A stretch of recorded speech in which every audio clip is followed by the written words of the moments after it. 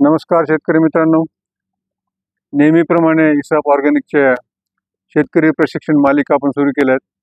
आज आपण एपिसोड 52 मध्ये माहिती घेणार आहोत.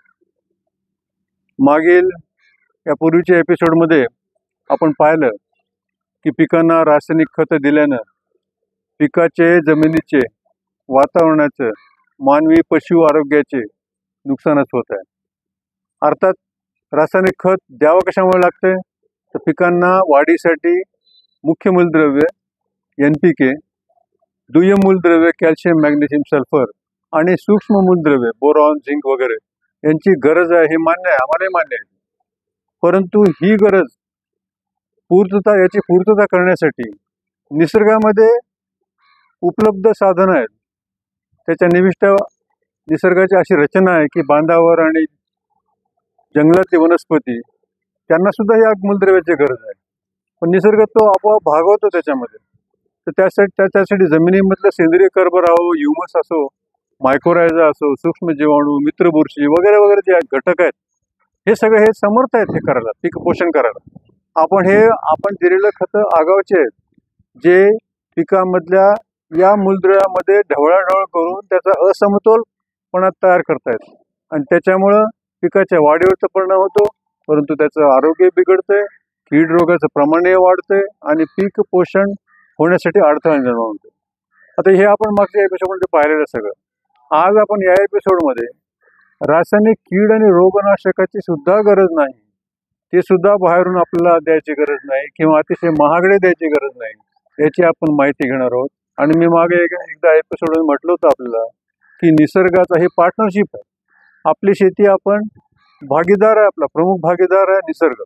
90% निसर्गाचा पैसा, निसर्गाची साधन संपत्ती, निसर्गाचे स्रोत हे सगळे 90% आपण वापरायचे आणि 10% आपली बुद्धी, आपले लेबर हे वापरून आपण शेती करायची आहे.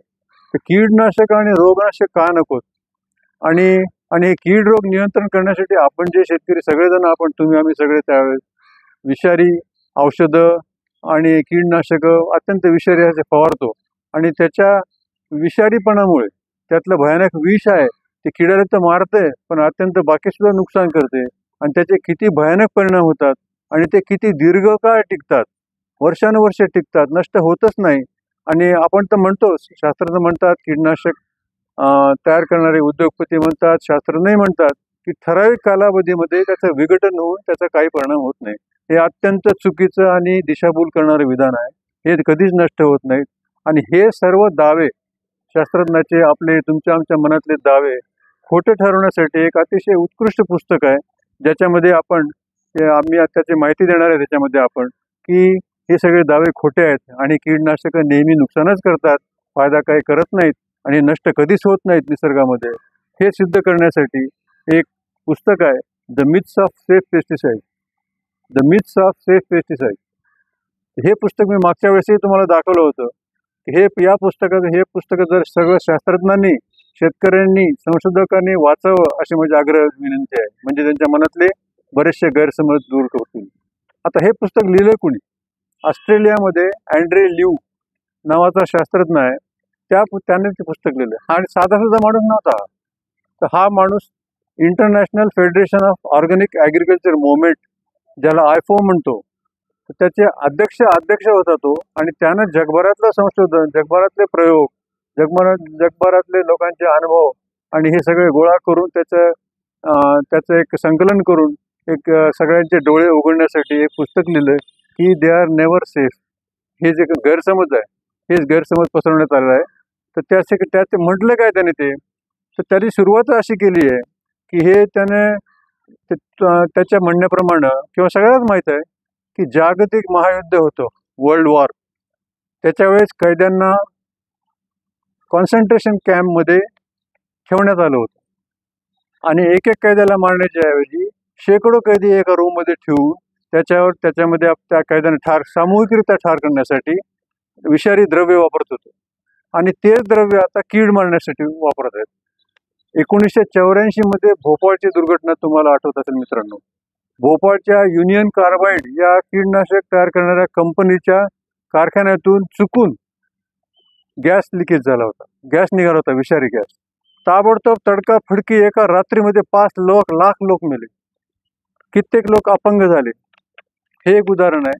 त्याच्यानंतर केरळमध्ये एंडोसल्फान या कीटनाशकाची हवाई फवारणी केली होती. एंडोसल्फानची ही हवाई फवारणी वाऱ्यानं मोठ्या विस्तृत भागामध्ये गेली आणि त्याच्यामुळे सुद्धा अनेक लोकांना आजारात पडले. आणि हे सुद्धा केरळचं ताजं उदाहरण आहे. त्याच्यानंतर एंडोसल्फानला पुन्हा विषारीपणावर बंदी घालण्यात हे नंतरचा भाग आहे. हरित क्रांतीनंतर बघा मित्रांनो, आता पंजाबमध्ये रासायनिक खताचा औषधाचा बॅरलनं मोठमोठ्या 200-200 लिटरचे कीटकनाशक आणून हवाई फवारणी करतात, मशिनरी करतात वगैरे वगैरे. तर पंजाबमध्ये मागच्या आता जुना आकडा आहे हा अर्थात 5 वर्षामध्ये हरित क्रांती झाल्यानंतर 5 वर्षांमध्ये 33,318 लोक मेले तडकाफडकी. अनेक लोकांना कॅन्सर झालेले आहे. आजही मी गेलो होतो त्यावेळेस मागच्या 2-3 वर्षापूर्वी पंजाबला, तर त्या ठिकाणी भटंडाची एक ट्रेन आहे, कॅन्सर ट्रेन. ते सगळ्याला माहिती आहे. आता सगळ्याला कल्पना आहे की ज्याच्यामध्ये 90% पॅसेंजर कॅन्सरग्रस्त असतात. आणि ते जातात कुठं, तर भटंडाच्या जवळ गाव आहे त्या ठिकाणी एक मोफत रुग्णालय आहे कॅन्सरचा उपचार करणारं. तर गरिबांना कॅन्सर झालेला पैसे खर्च करत नसतात आपल्याकडे, तर त्या ट्रेनला गेलं की त्याला नावच पडलं कॅन्सर ट्रेन. त्याच्यामध्ये बहुसंख्य हे आहे. तर असे हे मोफत रुग्णालयासाठी जातात.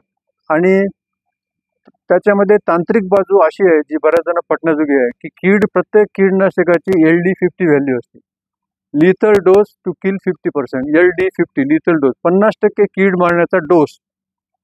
दुसरी एक व्हॅल्यू आहे ADI limit, average daily intake. कमीत कमी इतकं तुम्हाला पोटात गेलं समजा ॲव्हरेज, तर त्याची मर्यादा ठरवली की हे सुरक्षित आहे, या मर्यादेपर्यंत हे सुरक्षित आहे असा दावा आहे.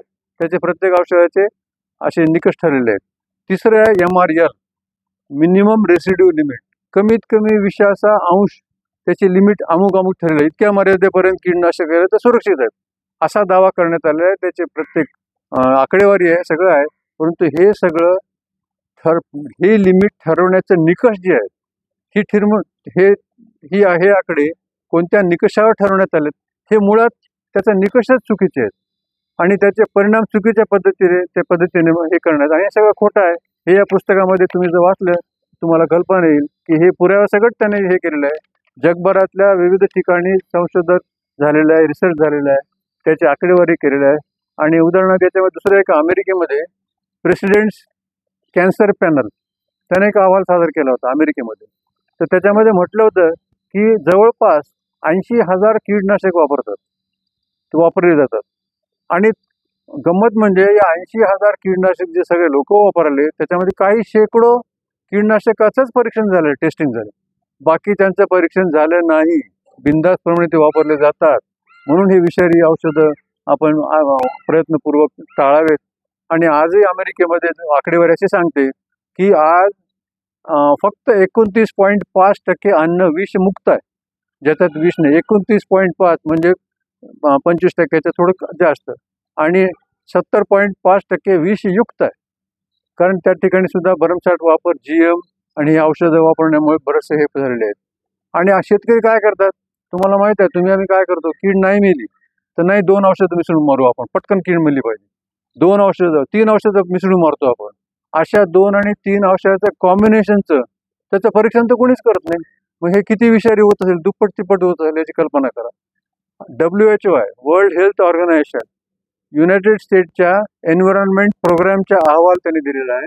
त्या अहवालामध्ये स्तनाचा कॅन्सर, इस्ट्रोजन हार्मोन्स, मेंदूची वाढ खुंटणं, शुगर वाढणं, हे सगळे परिणाम या कीटकनाशकामध्ये झालेले आहेत तयार झाले. दुसरं, सगळ्यांना माझं ही विनंती आहे की या मुद्द्याकडे लक्षपूर्वक तुम्ही लक्ष द्यावं की आपण समजा कीटनाशक तपासण्यासाठी दिल्यावर ते कसं तपासतात, तर त्याच्यामध्ये फक्त ॲक्टिव्ह इन्ग्रेडियंट जो क्रियाशील घटक आहे त्या घटकाचंच परीक्षण होतं. मग त्याच्यामध्ये आपण ॲडज्युव्हंट मिसळतो, सर्फेक्टंट मिसळतो, इमल्सिफायर टाकतो, स्टिकर टाकतो, ॲडिझिव्ह टाकतो, स्प्रेडर टाकतो, सॉल्वंट टाकतो. याचं कशाचंही याच्यावर परीक्षण होत नाही, फक्त ॲक्टिव्ह इन्ग्रेडियंट. आणि गंमत म्हणजे असे बरेचसे औषधं आहेत की ज्याच्यामध्ये जे त्याच्यासोबत ॲडज्युव्हंट टाकले ते विषारी आहे. उदाहरण ग्लायकोफेट म्हणजे राऊंडअप किंवा तणनाशक बघा. ते तणनाशक तपासताना ग्लायफॉसेटचं तपासणी होते, परंतु त्याच्यामध्ये इनर्ट मटेरियल POE15 आहे. इनर्ट मटेरियल POE15 आहे आणि तो घातक आहे. आणि त्याचा तपासणीच करत नाही. त्याच्यामुळे कॅन्सर व्हायले, गर्भपात व्हायले, एंडोक्राईन हार्मोन डिस्ट्रक्शन होत आहे, मृत मालकाचा जन्म व्हायले, किडनी लिव्हर विकार होतात. हे सगळे या ॲड्ज्युएंटमुळे होतात. या प्रमुख चुका किंवा प्रमुख दिशाभूल करणारं जे आहे आपण हे याची कल्पना घ्या. या पुढच्या एपिसोडमध्ये मी तुम्हाला आणखी त्याच्याबद्दल माहिती सांगेन. आणि तुम्हाला काही शंका असेल तर मला नंबर या 988 मी नंबर सांगतो पुन्हा एकदा शेवटी की 9881497092 याचे संपर्क करावा हा म्हणजे नंबर विनंती आहे. आणि कृपया जागरूक व्हा, अभ्यास करा आणि त्याप्रमाणे सावध राहा. स्वतः आजारी पडू नका, दुसऱ्यांनाही आजारी पडू नका. एक नम्र विनंती. धन्यवाद.